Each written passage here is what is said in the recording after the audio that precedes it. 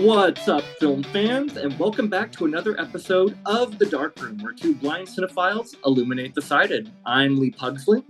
I'm Alex Howard. And this is a podcast hosted by two legally blind guys for film lovers of all abilities. And as we begin, Alex and I just want to wish you guys a very happy spooky season. And stay tuned at the end of this episode because we have something very cool. It is a giveaway, our first one on this podcast. So we are super stoked about that. And we are also super stoked to have some very special guests on our episode today. First, we have script supervisor Aaron Sauerland, who you might remember from an episode quite a while ago where he was talking about his work on the movie Marcel the Shell with Shoes On. Aaron, welcome back to the podcast. Good to have you. Hey, Lee. Hey, Alex. Thanks for having me. Appreciate it. And we also have Dustin Little, who is a screenwriter, here for the first time on The Dark Room. Dustin, welcome. Hey, guys. Happy to be here. Thank you. And you guys are here today because you guys are doing something really cool. You guys are currently doing a campaign for a film that you guys will be shooting in October. Is that right? It'll be mid-November, actually. That is awesome. And I know as we are in spooky season, your film is in the horror genre. So it's a pleasure to have you guys on here. And we'd love to hear more about what this project is. Yeah, thanks, guys. Definitely. This is kind of an homage to two genres of cinema that Aaron and I really like. The first being the campy kind of William Castle-esque creature features of the 1950s. And the second being 80s, I guess also campy, but in a different way, just kind of zany, wild, colorful movies like Creepshow or Evil Dead 2. Reanimator's in that realm too, right? Yeah, definitely. Yeah. 100%. What is the premise of your guys' film? So our film follows this new resident at this like mysterious lab. And when he gets inside, he starts kind of getting the lay of the land and he ends up snooping around and he finds out about this creature that this doctor has been studying. And then chaos ensues. So we're kind of basing our creature off of the Vincent Price movie, The Tingler, which is a creature that lives inside of you and feeds on your fear. And if you scream, it'll sedate it and you know, you'll be safe and it won't kill you. But if you can't scream or you don't scream, you're donezo. So we're taking a creature like that and doing it in, like we said, like a Reanimator or a Creepshow kind of zany horror fun vibe. That sounds awesome. And I mean, you know me, Aaron. I'm a sucker for Reanimator or Poor Things or, you know, any of those, like Death Becomes Her we watched together also. Like, yeah. I love Death Becomes Her. That sounds great. You guys had mentioned before we started this episode that you guys are planning on doing practical effects. Now, is that for everything or are you going to be mixing a little bit of CGI in with that as well? Yeah, the idea is that our creature is going to be practical effects. Right now, we're in talks with Russell Effects, and they did the amazing effects that was on the Hellraiser remake, and they also did work on The Ritual. So we're in talks with them right now to do practical effects for us for the monster once it escapes from inside of the the cast, and then we will be using a little CG. Just for doing the effects for when the creature is underneath the skin. Because in our version of it, the more afraid you are, the larger the creature grows beneath your skin and it runs along your spine.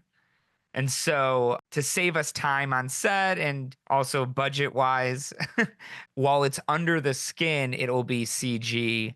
And then as soon as it bursts free and it's loose in the lab, that'll all be a physical puppet. Yeah, that'd be really hard to do practical. But yeah, the more practical we can do, the better. I mean, if we raise what we want, there's something we can do called stretch goals, which is like just a little bit extra. We can push ourselves to do even more practical effects. And a good example of that is the creature's kind of centipede-ish or caterpillar-ish in a way, and that it has a lot of wiggling legs. And we'd love to do that with the puppet, but it's a lot of moving parts, and more moving parts makes it more expensive. So the plan right now is to CGI the legs, but if we can do one of these stretch goals, then maybe we can throw some practical legs on there. Awesome. And you guys are putting audio description on your short too, which is, we don't really get to see that with older style movies like that. I think like being on the podcast with you guys and just being a listener and so on, it's just opened my eyes to the reality that short films specifically don't often have audio description as an option. And I think that's kind of crazy because it's just completely alienating audiences in the same way that it does in feature films. But there are a lot of great shorts out there, specifically horror shorts, that I think people would love to be able to experience. And so that's why I think we want to do that with our film as well, to try and just open it up and allow everyone else to be a part of this insane, wacky experience that we're creating. No, that's awesome. I think as a blind horror fan, it's a little bit hard to be a hardcore horror fan because I had better eyesight before, so I was able to experience things like Halloween and, some of the classics when I did have better eyesight. But now that my eyesight has gotten worse, I'm kind of limited to what has audio description, which is pretty much horror movies that came out post 2010, 2015, and then sprinkled in between some random Prime movies like Death Becomes Her, Paramount movies like Rosemary's Baby. But a lot of the ones that you mentioned, like The Blob and Reanimator and Evil Dead 2, they don't have it at all. So it's great to have things in this kind of genre be described. Yeah. And I mean, and we're excited to have you, Alex, like be a part of it, and help us like basically ensure that what we create is effective and accurate to what we have on screen. Yeah, I know that's exciting. And I know, Aaron, you and I have watched a bunch of not just horror movies, but movies with AD. I think you were there when I watched Rosemary's Baby for the first time with audio description. What did you think of that as a sighted person? It was amazing. I think we talked about it a little bit that night, but it's amazing to see how descriptive and accurate it can be while also not getting in the way of dialogue or like ruining any twists or reveals. It's like a delicate dance that AD writers do. And Rosemary, I thought was amazing. I think there was also stuff that the AD writer pointed out in the beginning that's just in the set design in the apartment, that it's like, if you don't know what it is, it's not a big deal. It's not going to affect you. Like, even like as a sighted person, I mean, like not knowing specifically what this letter is. But when the AD drops it and tells you like, oh, it's a letter from the residents or whatever, or the neighbors, oh, it adds a whole new layer of understanding. And so I don't know, in a way, it's like, it's almost a better experience than watching it without the AD. And I think that while audio description is important for any TV show or film, it's even more essential for horror movies. I mean, first of all, a lot of times horror movies are really dark. So people that are low vision, it's really hard to make out some of those little details, but also those little details like you were talking about, like the set design or the objects in the room, all of those things oftentimes play a part in bringing the story around, and they play a significant role in the end product and really add to the environment and the ambiance of creating that tension and that intensity and that suspense. Yeah, 100% agree. Definitely. For horror especially, it's such a visual genre. Have you guys ever had an experience watching a film without AD where you've had to like tap out because it was just like impossible to get through? Or Well, I know like with The Thing, John Carpenter's The Thing, I know it has audio description on Prime. I haven't been able to check it out with AD yet, but the few times I have watched it, like I don't think I fully appreciated the everything about it. Like I know everyone loves that movie, and like I can kind of get hints as to why. Like you don't know who's the alien, all these other things. but I don't think I've gotten the full effect of the movie since I haven't watched it with AD. So I didn't necessarily tap out, but I was just like, I feel like I'm missing an element. Yeah. Especially with the practical effects of that movie. Practical effects, I Yes. think when you have AD and practical effects, it goes a long way. Awesome.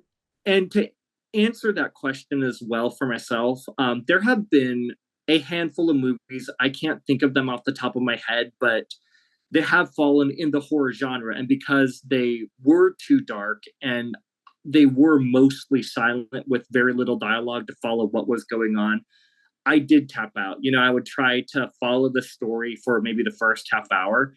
And then I was just like, I'm not getting anything out of this. So let me plan my week, you know, while I'm sitting here in the theater and, you know, be productive in some way. Yeah.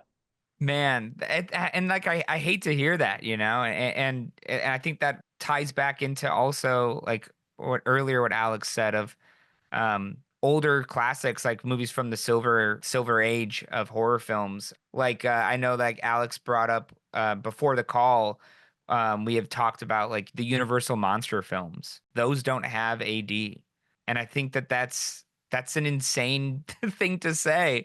Like I'm glad that classic movies like Rosemary's Baby now are having them, but it's pretty insane that kind of the pillars and foundation of horror is not accessible to anyone that's visually impaired. I think that's why I get excited for remakes, because I'm like, oh, I can finally watch this. I know it's not the original movie, but I can finally watch a version of this story. I think Lee Whannell's Invisible Man, like on its own, is a good movie, you know, even if it wasn't called Invisible Man. But I've never been able to watch the original Invisible Man. But it's also ironic because if you think about it, as you get older, you know, you lose sight, you lose hearing naturally. So a lot of legally blind people are older, and maybe they grew up with these movies that they can't watch anymore. And so not only are you alienating an audience that can experience it for the first time, but you're alienating an older audience that wants to re-experience it and they can't. Yeah. Wow. Yeah, that I think you're hitting the nail on the head. That's so insane. Yeah, and so we wanted to go over the best of horror so far in 2024. And I think the first one I want to start off with is The Substance, because this was okay. So I'm a big sucker for body horror. I didn't used to like it, which is weird. When I had better eyesight in college, I took a film violence class and we watched some weird stuff in that class that I was like, this is so strange. And then I remember I was sitting in The Substance and I was like, this seems like a movie he would show. And I love this right now. And so basically, if you don't know, The Substance is about Demi Moore's character. She wants to look younger, so she takes this experimental drug, and it's very. I wouldn't say it's scary, but it's grotesque, and the audio description does not hold back.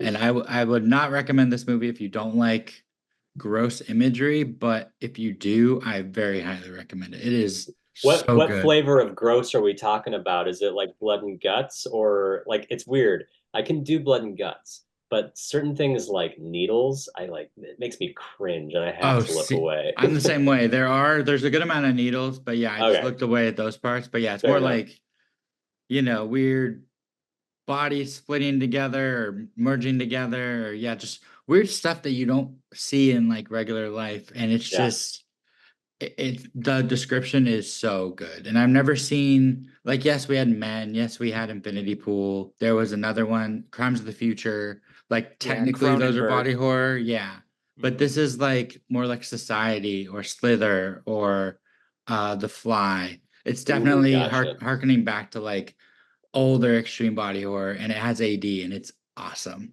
I will leave this at there's a line in the AD that without any context, it won't spoil anything. But the line says where her ears should be. And I was like, oh shoot. That was such a great description of like what's going on. So the yeah, implication there. Exactly. There's no ear. Damn, that's amazing. You should get the AD writer for The Substance on, because that's amazing. Yeah, so we had Stoney was on our Oscars roundtable, but there was another person who worked with him who has never been on the show. But yeah, that was one of my favorite AD tracks of the year for sure.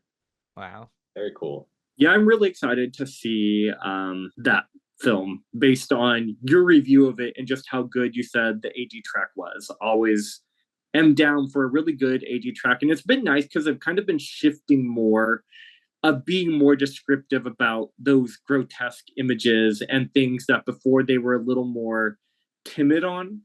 So it's nice to see the progress that's being made in the AD world with description too. Yeah, no, for sure. And I think we're in a great place now because, like I said, like most movies now are getting described. I think The Bagman comes out this weekend. That doesn't have description. There's some here and there, but for the most part, we're pretty safe. But Lee, do you have a horror movie that you've enjoyed so far this year?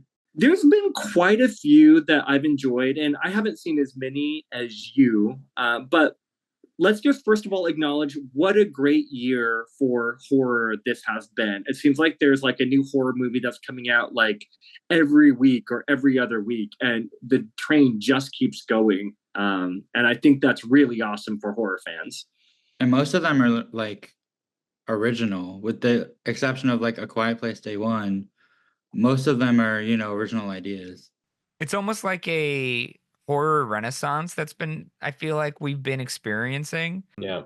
If you I think feel like about it even kind of started last year. There were a lot of good horror movies last year too. Yeah, like I would say like, yeah, rolling into this year, there's just been strong voices, which I think is exemplified in horror films, And a lot of voices that have been around in other capacities but are making their first foray into horror. Like Zoe Kravitz. Yeah, Zoe Kravitz is one. I was thinking, I can't remember the guy's name, but the Whitest Kids You Know guy doing Barbarian Oh is yeah. crazy. Like a sketch comedy guy going to horror. Giovanna Ribisi being the cinematographer on Strange Darling. Like everybody's Was going Oz to horror, Perkins, man. did he do horror before? Yeah, well, I think he did, right? I think he did. Yeah, I think he had a film before this that supposedly is very scary. Oh, I think Black Coat's Daughter or something like that, I think I is haven't what it's seen called. But yeah, completely. And new voices again with Late Night with the Devil. I think that director is fairly new. Yeah, I think so. The two of them are new on the scene, which, yeah, Late Night with the Devil was one of my favorites of the year too. I went to actually, the second time I saw it was a Q&A with the directors, and they were so nice, and they stuck around and let everyone talk to them who wanted to talk to them. And I told them, like, for movies that are original to Shudder, I think we touched on this in our last horror episode from last year, but the only way you can watch them with AD is in theaters, because they make the AD and then they don't put them on the streaming service with AD. So I had to watch that in theaters twice, and then I bought the physical media because I had it on there. But I won't subscribe to Shudder until they make it accessible. So Yeah, wow. It seems like it should be just a very simple offering. yeah, all the AMC plus stuff doesn't have it. Like Sundance TV, all of that doesn't have it. Yeah. Huh. Wow. I actually got a free Shudder trial for like the 7-day free trials to watch Late Night with the Devil, and I was disappointed that it didn't have AD. So then I had to rent it on iTunes for like $6.99. I mean, that was a great movie, and the movie itself is definitely a standout and one of my favorites of the year for the horror genre, but it was still frustrating that I had to pay to rent it when it is somewhere free. They just didn't have a track that actually exists too. Right. Aaron and Dustin, what are some of your favorites of the year so far? I know you mentioned like Strange Darling and stuff like that. Yeah, Strange Darling is definitely one of my faves from the year. It's kind of one of those movies that's hard to talk about without giving too much away. But I just really think that the tension was perfectly played out. I really loved the chapter markers, and I just always kind of knew where I was, and I could keep track, and it was succinct and tense. Yeah, just really loved it. It was very like Tarantino, but it was also something, the idea is something that you've never really seen before. It kind of defied your expectations, which I really, really like that. Yeah, that's what I was gonna say. Is I think that the turning points in the movie like are so strong. Every time that there's like this big shift, it propels you into the next chapter, the next segment. I think that is integral to like why that movie is so successful. Yeah.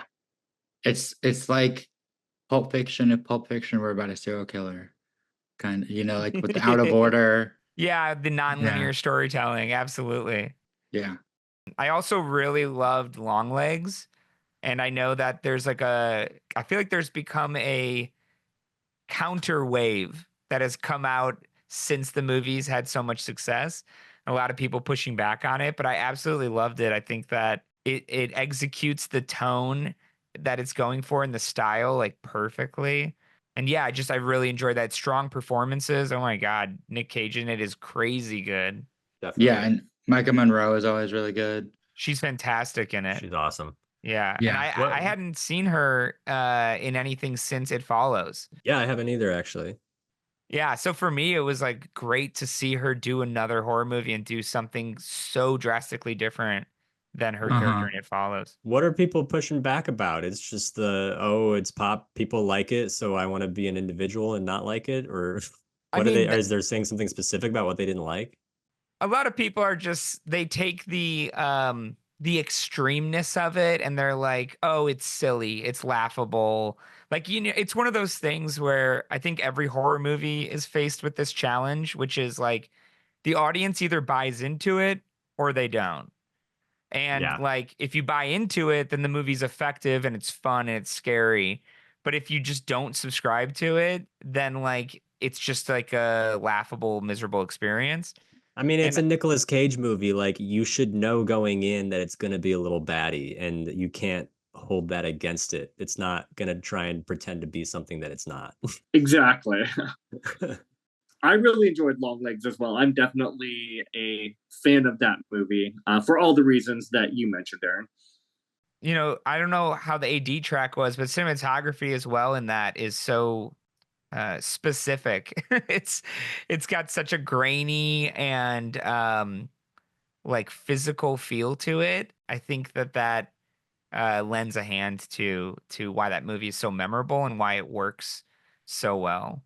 How do AD tracks handle things like jump scares? Because that's an audio cue, but you also kind of have to know what's popping out at you. So does it over the audio cue tell you what you're seeing, or does it separate it out like just before or just after? Or it usually depends if there's a scream with it.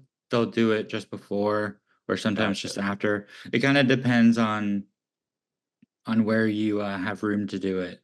But I mean, my favorite is when it's like right on.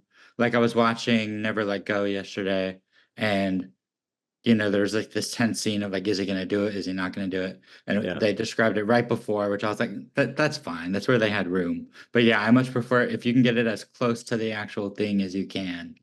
Yeah, I think those are timed out specifically to the frame, like how long we want to draw out this tension before we get them. So before it would kind of spoil it for me. If I had to choose between before or after, I think generally I would take after the jump scare or after any really intense moment. The description will come after, because then at least I can still be in the same level of suspense as the sighted viewer. But it's also like one of those things that I know it's not a perfect science, and it is such a tricky balance, because sometimes there just is no room right after, because something will happen and then they'll just go right into dialogue and there's really no room to insert anything until like a minute later. So as an AD writer, I think it's really interesting, or I think it would be really interesting and a bit challenging to know where exactly to describe something in those moments. I was going to say, you're almost kind of taking part in the editing process in a way. You're adding a new audio track and you're working with the room that you have. The first time I ever watched an AD movie was with Alex, and we watched either the first Scream or it was one of the other ones. Oh, it was Scream 6, the requel. It was the requel. And that was something I noticed was just like, during, especially in a Scream movie, where it's like the killer is sloppy. He's being like kicked or pushed around or whatever. And I was shocked at how well they were able to insert in between like a jump scare and like an attack, like they could get in like a quick sentence of like Ghostface runs down the stairs or whatever. Like they find great moments to sneak it in that keeps you like on track with what's happening instead of playing a catch up after the fact. And I don't know how common that is, but at least in that experience, I was pretty blown away. I completely agree with all of that. And yeah, it really depends on like how much room do you really have with the dialogue. And like I mentioned, the screams going on. I think there's a horror movie coming out this coming weekend, which I've hardly seen any marketing for, called Azrael. And I know that has no dialogue. Oh wow. And it has AD. And I'm kind of like, I'm a little curious. We'll see. But I know I mentioned not many sequels, but my favorite sequel, I guess I can say of the year so far, was Alien Romulus. That was a big horror sequel that came out. It was Hell kind of yeah. like the franchise's return to horror. So that was really refreshing to see. Like, I don't think this was my first Alien movie with audio description, because when the last one came out, I wasn't using it. And that's another one that I didn't really get to fully appreciate before this year. I just watched the first Alien with audio description. It got re-released earlier in the year, and that was like a switch flip. Like I could appreciate the first Alien, but like that movie's so dark. And so Yes. having AD on that was so cool. And so they had the same, I think it was Deluxe did both the AD for the old one and then Alien Romulus also. And that script was also really cool with describing all of the, I mean, that one was a little bit body horror too, honestly. True. 100%. Absolutely. With the, I don't, do you do spoilers on your podcast? I don't know. Well, Lee actually hasn't seen it yet, so I don't know if we should. Okay. But I We'll won't just say that the third act. Yeah. That movie rips though. It's so good. And you mentioned like practical effects earlier, and like that's a prime example where they did so much stuff practical. And the cast and Fetty, the director, they've both like done interviews where they talked about how much of a difference it made to like have physical xenomorphs and creatures to interact with. And like I've seen the behind the scenes, and they have entire motorized like 7-foot tall puppets that they're using alongside people like in makeup. Yeah. Although in the scene with the face huggers, when you first see them jumping out of the room with the water and they're leaping down the hall, those are all puppets, right? Or are some of those CGI? Every single one? I don't know about every single one, but I know that there's an interview with Fetty where he was talking about how they had a bunch of like prop hands on the side, just like throwing them at them from different angles without like, without telling them where it's going to be coming from. And Amazing. then they had a whole bunch of face huggers that were like remote controlled with little wheels under them, and they would like drive them down the hallways. So like those were all like practical, like coming after the cast, which that is so fun. It's I so can't wait much to fun. work with puppets. Yes, a similar puppet on our film. That's exactly why we want to do it with our film, is because I think that the actors have a more genuine reaction to it.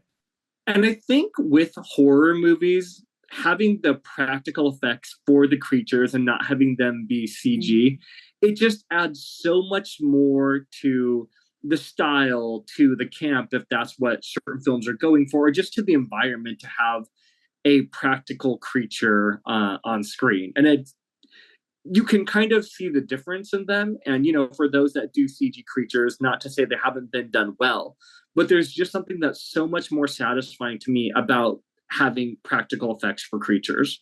Absolutely.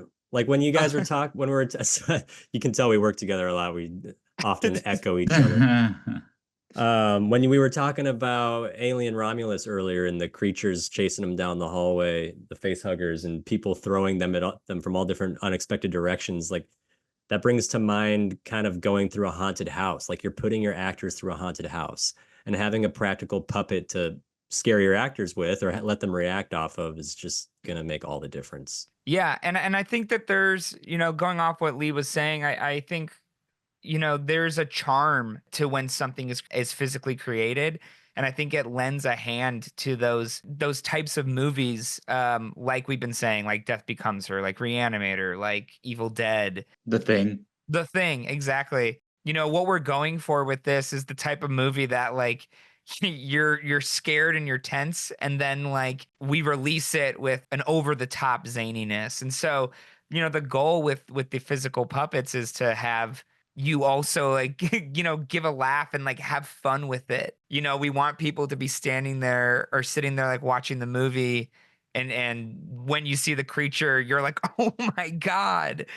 Which I caught myself doing a lot in Alien Romulus, just completely being overwhelmed in a fun way with what I was seeing on screen. That's the kind of horror I fell in love with at a young age. Like, yes, you're terrified and you want to cover your eyes, but at the same time, you're smiling and just having a great time. And that's exactly what The Substance is too. Yeah, I was sitting there Nice. laughing, and then I was like I know this is a serious movie, but like what I'm Yes. seeing right now is ridiculous and it's great. Over the top. Yes. Yeah. And I think I also wanted to mention In a Violent Nature, because actually I never really got. So Friday the 13th is really the only series where like I never understood it. Like it's the same movie over and over. I'm like, what's the hype on this? Like I love Halloween. I love Nightmare on Elm Street's my favorite series. Halloween's my favorite horror movie, singular movie. But I never got the hype on Friday the 13th. And then I saw In a Violent Nature with audio description, and that has one of the most gnarly kills I've ever seen in a horror movie. And it was like that moment where it's just like so out there, you're laughing and it's fun, and you're just like, oh, this is why people watch Friday the 13th. Like it's the not kills, Friday. man. Yep, that's what They it have is. to Yeah, outdo 100%. themselves every Yeah. time, so they just get wilder and wilder. Yeah. And they're all practical. Yes. So for our listeners who aren't super into horror but maybe looking to dip their toe in, I think the movie I'd recommend from this year is Quiet Place Day One. I think you could start with that movie, honestly, because I mean it is the first day of the event. But have any of you guys seen that one? I haven't seen that. Would you need to? I mean, I guess it's a prequel, so you don't necessarily have to see any of the other installments to know what's going on. Oh, I feel like you get what's going on pretty quick, but I do feel like the characters might gloss over because they're like, you've seen the other movies, Right. So they kind of go into it, but like, I think you can get it, if you're trying to dip your toe into it and you're not sure if horror's for you. I mean, I think it's on Paramount Plus at this point, but yeah, pretty safe bet. It's probably real easy to find with AD for any of our blind viewers who are trying to get into horror.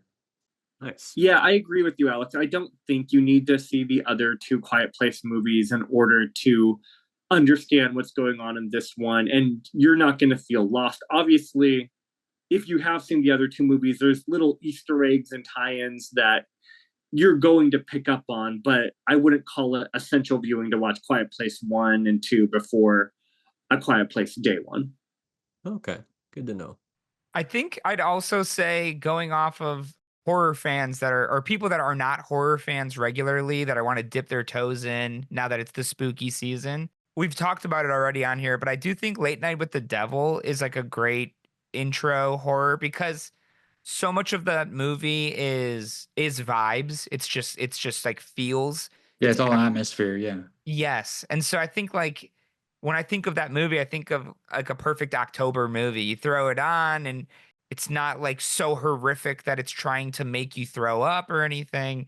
It's just like a good, succinct, vibey movie.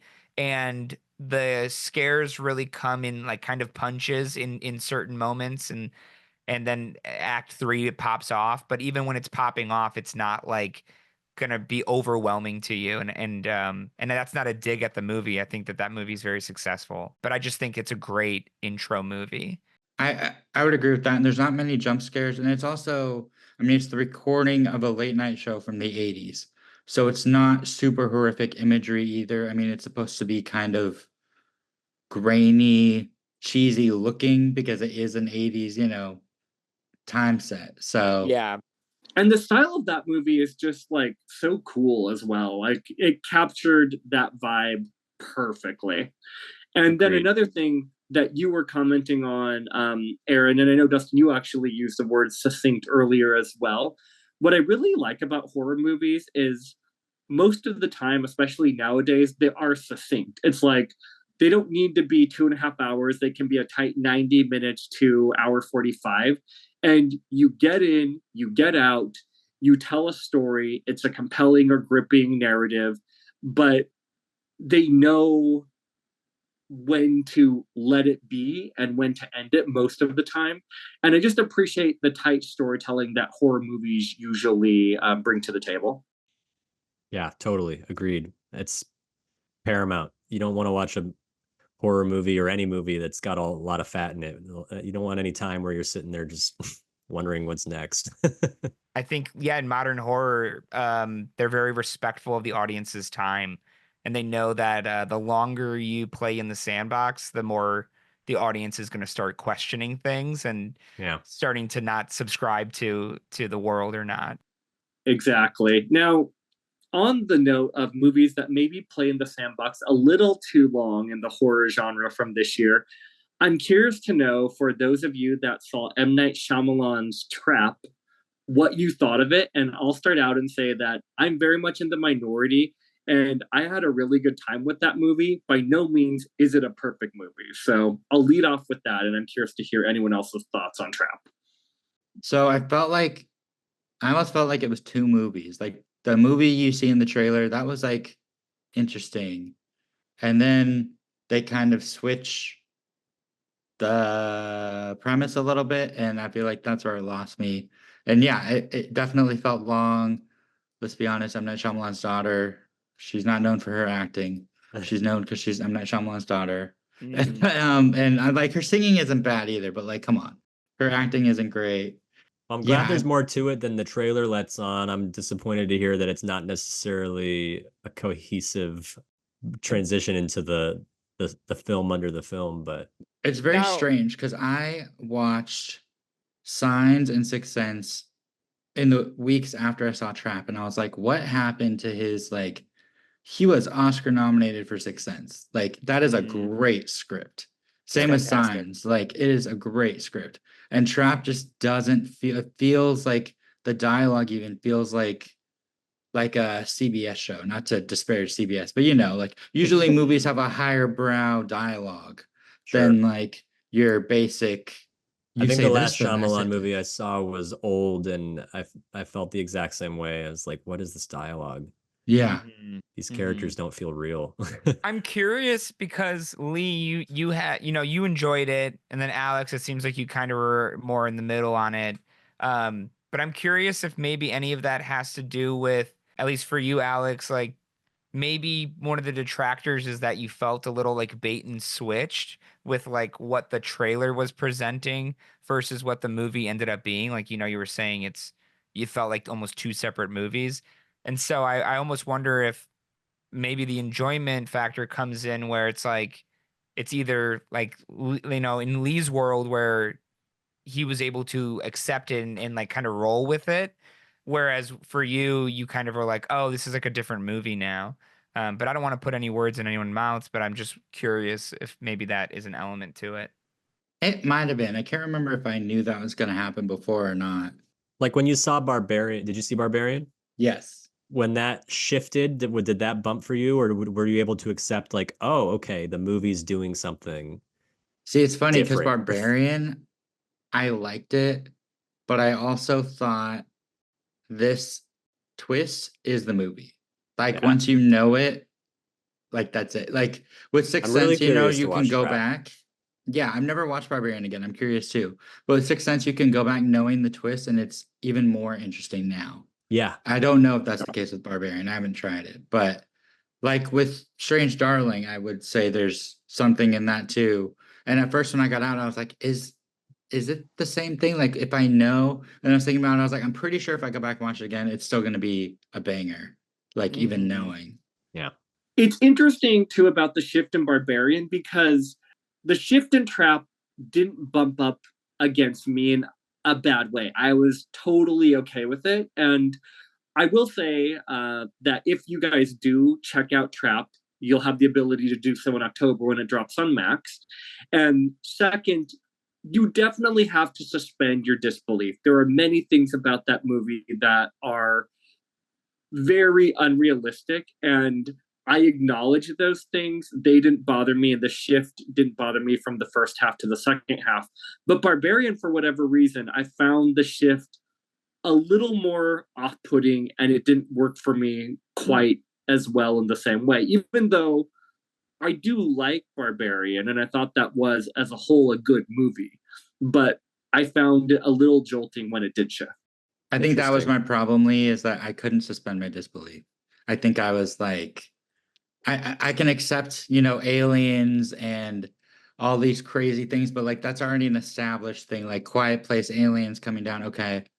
But like, I think if you're gonna be out there, you gotta establish it. I think, if that makes any sense. Totally fair. Or tease it in some way. Even Longlegs, I know people who Mm-hmm. there's that out there aspect, and it didn't work for them. For me, it did work because it was rather subtle. Yeah. But I know for some people it took them out of it because it didn't fit the believability of the world. To me, it's what I loved about it. I think that it's what separates it from just being a Silence of the Lambs Or Seven or homage something. or Seven, like it's the layer to the movie that is threaded throughout that I think makes it special. Yeah. But I highly encourage our listeners, if you're blind and an AD user, like go to the theater, see something in the the atmosphere in the theater for horror movies, I said it before in this podcast, is so awesome. Yes. But yeah, either go check out something there, go watch something spooky at home. There's tons of stuff streaming now. I mean, tons of great horror from this year. Definitely highly recommend. Another one I recommend that's recent that I think is perfect for October is Talk to Me. Mm. Oh, definitely. Yeah. I think Absolutely. right? Like I just feel like it has a campfire vibe to it. It's one of my favorite elements of that movie is that they don't explain anything about the hand. When the movie starts, it's just part of the tapestry of the world. It's just there's a hand that exists, and when you take hold of it, like you're gonna connect with the dead. And it's just going on, and that's just it. And it feels so folklore, so urban legend. And I was instantly drawn to that. And I think that's like a perfect October movie, because what's a better thing to do in October than sit around and tell ghost stories? Yeah, it's almost like a ghost story in a party movie in a way. Oh, at least the first half. Yeah. Yeah, I was gonna say a great allegory for addiction is in there, overlaid with that party element. Yeah. And I hope I'm not wrong. I'm pretty sure all of the Child's Play movies are still streaming on Netflix with audio description. If you're curious about those, definitely check those out. I think some of them may have it elsewhere. Usually when movies go on Netflix, sometimes they have a higher chance of getting AD, because a lot of times Netflix owns the AD track because they made it themselves. So when it goes off of Netflix, sometimes it won't have it. So yeah, definitely. I love Chucky. Check out the Chucky movies if you haven't seen them. Another good movie to check out, this is from this year as well, that's on streaming now. I believe it's on Peacock, but it might have moved over to Prime Video, is Abigail. I really, really enjoyed that movie and thought it was a lot of fun and definitely had some fun horror vibes in it. Yeah, I've heard nothing but good things about it. I heard it's a really fun ride from like almost beginning to end. And it was a surprisingly good script. I think it's from Radio Silence, who did the Scream remake and Ready or Not. I was kind of going in expecting like a typical Blumhousey horror movie, and it was much more dialogue heavy than I thought it would be, which is pretty cool. And it does a good job of creating suspense and curiosity from the beginning, because something's going to happen, something's going on, but you don't know exactly what it is. And the way that it builds out the story and builds out the characters is just very effective. And I think it stands out among the other Blumhouse type movies. Well, that's good to hear. I got to check that out. Yeah, that's been on my list for a while. I've got like an ever growing right now since it's the October season, my fiance and I have a little cauldron in our living room, and we just been writing down horror movies that get recommended to us or ones that we've been wanting to watch. And we've just ripped them off into like little pieces of paper and stuck them in the cauldron. And so anytime we want to watch a movie, we've just been drawing from that. And so like we'll have to add Abigail into that cauldron. That's smart. That takes a lot of the decision making out of it. I've looked at Aaron's to watch list and I'm like, what the hell is any of this stuff? Like, Yeah, yeah. If anyone wants to go on Letterboxd and follow me on Letterboxd, you can see my because public he adds watch list. anything that anyone ever tells him to watch, and Because you're just never going to get through them. The thing is like I'm on set all the time, and so I'm working with all like people that love film, and I'm working with people from a variety of age ranges, and so whenever we get to talking, it's always bound to happen that someone brings up, oh, I was rewatching, The Passion of Joan of Arc, or I was rewatching, like, what's another one on here? Sleepless. And like, I'd be like, oh, I don't know what that is. And it's like, I at least know what Passion of Joan of Arc is, but yeah, there's a lot it's just the fact that it's even worth mentioning to someone. I feel like, oh, well, to that person, it means something. It had an effect on them. And so like, I just write it down because it's like I would love to also witness it and see there's obviously merit to it. And I'm always trying to grow my toolbox and my knowledge of movies and broaden my taste as much as possible. So eventually I'll get through all of these, but it's also perpetual. So No, that's awesome. And then it's funny because I'll come over to your place and I'll be like, I have, funny games on my list. Let me know when you guys draw funny games because it doesn't have AD, and I'd love for you guys to describe it for me. Yes, yeah, funny games is on the list, man. Yeah, you'll have to definitely come for that. 2 other quick ones that I wanted to mention that are kind of small, but I think Ryan, who we had on our last Halloween episode, actually wrote the description for them. Oddity and Cuckoo, both from this year, had AD, and they were pretty unique and pretty great horror movies as well. Man, yeah, I was so upset I missed Cuckoo in theaters. I wanted to see it so bad. And then every time I tried to go, the show times on these movies, man, they get like more and more limited, I feel, especially for these small releases. Yeah, and then they're only out for like a week or 2. Yeah, and then it just kills the audience. Like more people would go see it, I promise. Just put it out longer. Yeah, just another week. Just give the word of mouth some time to work. Exactly. And maybe when like they have these really small movies, do more than like one showtime at like 10 a.m. in the morning, and that could be helpful too. Because I had the same issue as you, Aaron, that I wanted to see Cuckoo, and it was limited showings. I think it was only in theaters for like, I don't know, like 2 weeks or something. But there was like one showtime at the most inconvenient time for my schedule, and there was just no way to catch it. I mean, I know it's on PVOD right now. I'm waiting till it gets to a cheaper price point, but then I'll check it out. Do you remember, Lee? Did I remember that right? Did Ryan write both of those? I know he wrote Oddity for sure, and I don't remember about Cuckoo, but I remember that Tristan, who was on a recent podcast episode, was the audio description narrator for it. That's right. Yeah. Okay. So that's interesting because Oddity, so it has an AD track, but it's on Shudder, and so there's just that AD track is just not there on Shudder. Yeah, there's like a compatibility thing. They don't have the capability on their streaming service to have AD right now. Yeah. Wow. Why is Shudder so like? I love it. I don't want to say cheap because I don't want to be insulting, but it just feels. It's funny because it's a bare bones streaming platform. It feels like. I don't even want to say cheap because they're paying for the tracks, but it's just not. Yeah, but they can't. Yeah. Utilize them. Then they should just put up Oddity as like another, like there should be 2 titles. Yeah. And it should be Oddity, and then the other one should be Oddity, and then very big on the below the title should say audio described. And then that way the only track, like that way it's not an option of switching tracks, which is what I'm assuming is the issue for them, the compatibility issue. So like they should just make it that it's its own movie selection, and that's the only track on that file is just the AD version. Yeah. A lot of times what I like to think in my head is that people don't know.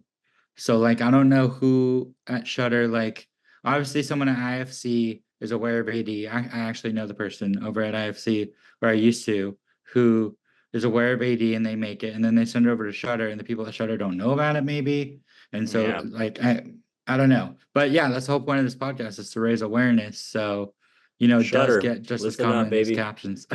Yeah, you're gonna get another subscriber if you make it accessible, because I haven't been subscribing because of that. So Yeah. And Lee, I wanted to ask you, with your film audio description, do you have AD on it? So with my short film audio description, the one that won the Disability Film Challenge, we have built in AD, I guess is the best way to put it, where like in our film, the audio description narrator actually interacts with the character that I play. Oh, that's so fun. But he also describes what's happening, in terms of the action of the movie as well. So we figured it would be a fun way to kind of integrate audio description into our film while giving the sighted and the blind and low vision viewer the same experience. So it's not just one of them in a headphone listening to a track and the other sighted viewer, not, but everyone is experiencing the same thing. And hopefully it's bringing awareness to the significance of audio description and why it should matter for blind and low vision viewers. Wow, I absolutely love that. That's amazing. It's a great idea. Making the AD part of the narrative. It's so clever. Yeah, that's a genius idea. So speaking of genius ideas, let's go back to the film that both Aaron, you and Dustin are making. And once again, I know that we had mentioned at the beginning of this episode that there's a campaign going on to raise funds for this. So why don't you tell us a little bit more about that? And first of all, what are the roles that you guys have in this process? Where is pre-production at? And what are you hoping to raise with this campaign, and how can we come alongside you? Yeah, cool. So the campaign is through Seed and Spark, and the URL is seedandspark.com/fund/in case of fear. And we're running the campaign for about 3 more weeks. Where are we at, Aaron? What percentage have we raised so far? 18 or 20, I think. Yeah, so the campaign ends October 19th. And we have, right at this moment, at that recording, we are at 18% of our goal. We're trying to raise the 31,000, and in our process right now, we're locking in cast. We've location scouted a couple places and found 2 very cool places to use as our strange and obscure lab. And then we've been locking in crew as well. We've got a great first AD that we're working with, and we also just met with a cinematographer that was recommended to us, and they're amazing. And you can follow along with all of our updates on our Seed and Spark page, as well as on our Instagram. And it's really easy to find our Instagram. It's just In Case of Fear. Or In Case Off Ear, if you read it right. And if you go on and if you contribute to our campaign, we've got a bunch of fun little rewards for you guys that range from we do like a phobia photo. So if you donate, we take a photo of you and we Photoshop it and edit it up to make you confront whatever your greatest fear is. We've been posting that on our Instagram a lot. A lot of people have been doing that. And we also have things like exclusive behind the scenes video diaries, so you guys can see a little bit more of what goes into making a movie, because a lot of people don't really understand the insane cogs in the machine and how many there are. And it goes all the way up to naming a character in the movie after you, or a EP credit as well. So you can check all that stuff out on our Seed and Spark page, or follow our journey on Instagram as well. And if you're unable to contribute financially, there's other ways you can help too. Even just a simple follow or share of our Instagram goes a long way to get more and more eyes on it. Or even on Seed and Spark itself, if you go and you follow our project, Seed and Spark offers incentives like for when we get 250 followers or 500 followers and stuff like that. I think it's, what is it, Aaron? Like discounts on camera gear and stuff like that. Yeah, correct. Yeah, it'll be like whatever Seed and Spark's current sponsors are, and they'll give us discounts on lens rental, camera rental, It also enables us to like give back to the donors, and anyone who donated, we can then give them access to other films that have been funded through Seed and Spark. So it's kind of like a win-win for everybody. So yeah, I definitely check out and click on the follow button as well on our Seed and Spark. And you guys both wrote the script, correct? And is one of you a director, or are you guys co-directors? Aaron's Correct. the director. We wrote it together. We've been writing together for like what, 10 years? Is it 10 years yet, Aaron? Yeah, it's probably 2015. Well, 9, almost I think. 10 years. Yeah. So we do mostly features, and we've done well in the screenwriting competitions. We've been top 15% of the Nichols. We've been on the Red List twice. And yeah, we're finally just taking the plunge into finally producing our own film. That's awesome. And we are really excited for what you guys are doing. And we definitely want to be able to support you in whatever way we can. And it's really cool that you guys are planning to do audio description for this short film, because as you mentioned at the beginning of this episode, Aaron, a lot of short films, or most short films, don't have audio description. So we appreciate the fact that you guys care about that and about making it accessible to all viewers. And we'll be sure to link all of the information to your Instagram and to the campaign Seed and Spark page as well, so that listeners can go ahead and follow you guys and spread the word and hopefully contribute too. Thank you so much, guys. That means the world. Yeah, really, it does. It takes an army to make a movie, and it's doubly true when you're trying to crowdfund it and get everyone on your page. So we definitely appreciate it. Yeah, no, that's great. We will definitely follow you on our Instagram as well. And also for our listeners, talking about giving back, we have a little giveaway for you guys in honor of spooky season. I want to praise Paramount for audio describing so much of their back catalog. I ordered their Paramount Scares box set, and it has Rosemary's Baby in it, which is how Aaron and I watched Rosemary's Baby. But I already owned it on 4K. So I'm giving away the digital code for Rosemary's Baby, and it has audio description. You can renew it on, I think it has audio description on Apple and on Amazon. So if you're interested in getting the Rosemary's Baby digital copy, email the Darkroom with a topic, with some kind of message for us, what something you want us to talk about, your favorite horror movie. If you love the movie, if you haven't seen the movie, let us know. Just send us an email, and on October 25th, a week before Halloween, we will draw and email the winner. Oh, that's awesome. Great film. Yeah, it is an iconic film, and for good reason. It definitely, I mean, it was so hyped up for me for so many years, and I just watched it for the first time this year, so it is definitely worth the hype, and especially now that it's accessible too. And the email address that you can reach us at is darkroomfilmcast@gmail.com. Once again, that's darkroomfilmcast@gmail.com. And you have until October 25th to be eligible for this digital code giveaway. Man, that's awesome. I would not sleep on that.